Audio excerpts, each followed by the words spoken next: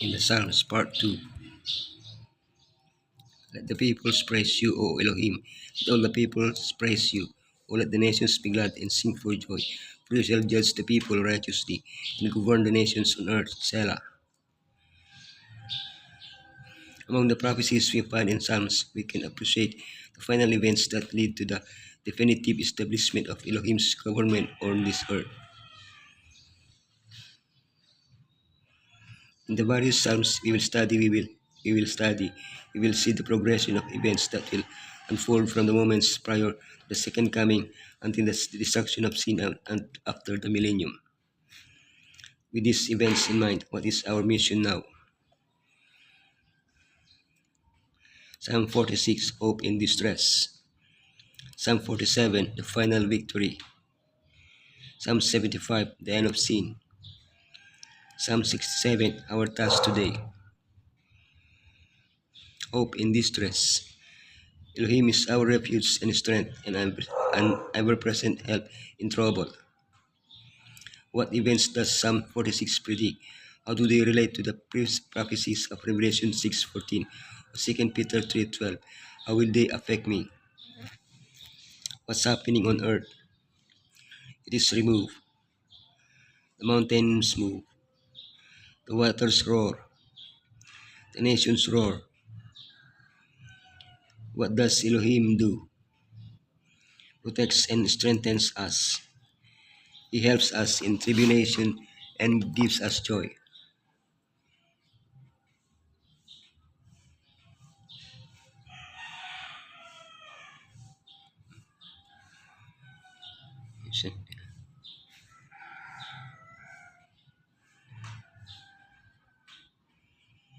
Makes melts the earth. It is our refuge. He puts an end to wars. He is exalted and exalted among the nations. What do I do? Do not fear. See the works of Elohim. Be still and know Elohim.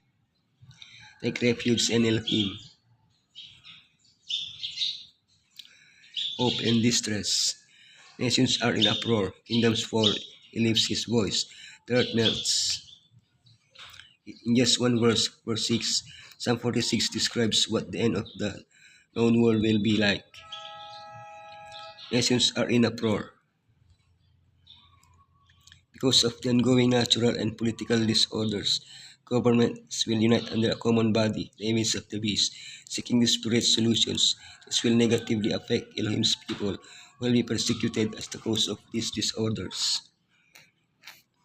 Kingdoms fall. The last plagues will ravage and shake the nations, which will turn against one another. Elohim will lift his voice. Yeshua with a shout and with the trumpet of Elohim will come to earth to end the history of the nations. The earth melts. As Jeremiah indicates, the land will be left desolate and empty. The final victory is subdued nations under us, peoples under our feet. Setting foot in a place was in ancient times a way of representing the right of possession of the territory. Something similar to what is done now by placing or raising a specific flag in a place. When Satan stood before Elohim and said he had come from roaming throughout the earth, going back and forth to in it, he was manifesting his ownership of our planet. The day will come when the property he usurped will be restored to its rightful owner, but it will not be at the second coming, when Yeshua will not touch the earth with his foot, but rather we will ascend to him. It will be after the millennium, when Yeshua will touch the ground with his foot, making room to house the new Jerusalem in the presence of his enemies, and defeating them definitively. The end of sin. In the hand of the Lord is a cup full of foaming wine mixed with spices. He pours it out, and all the wicked of the earth drink it down its very dread. Psalm 75 sounds very similar to the third angel's message, for the wicked must drink from the cup of Elohim's wrath. When will this happen? After the final judgment, when all the wicked will be destroyed in the lake of fire, which is the second death. The crucial point that determines the destiny of individuals and nations is pride. The pride of leaders seeking to maintain and increase their power, and the pride of individuals, which leads them to stubbornly reject Elohim and exalt themselves in their most vile sins, which they proudly proclaim. But for the humble who submit to Elohim, the future will be very different, for we will be exalted by Elohim before the universe. Our task today, so that your ways may be known to honor your salvation among all nations.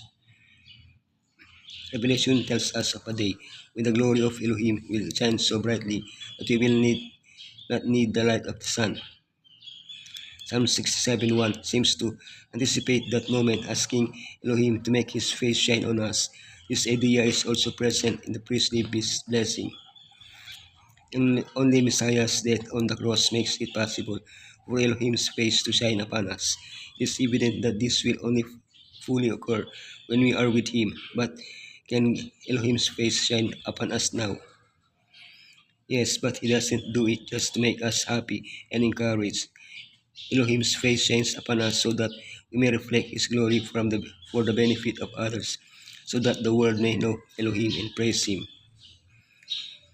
Fellow pilgrim, we are still amid the shadows and turmoil of earthly activities, but soon our Savior is to appear to bring deliverance and rest. Let us by faith behold the blessed hereafter as pictured by the hand of Elohim. He who died for the sins of the world is opening wide the gates of paradise to all who believe on Him. Soon the battle will have been fought, the victory won. Soon we shall see Him in whom our hopes of eternal life are centered, and in His presence the trials and sufferings on this life will seem as nothingness.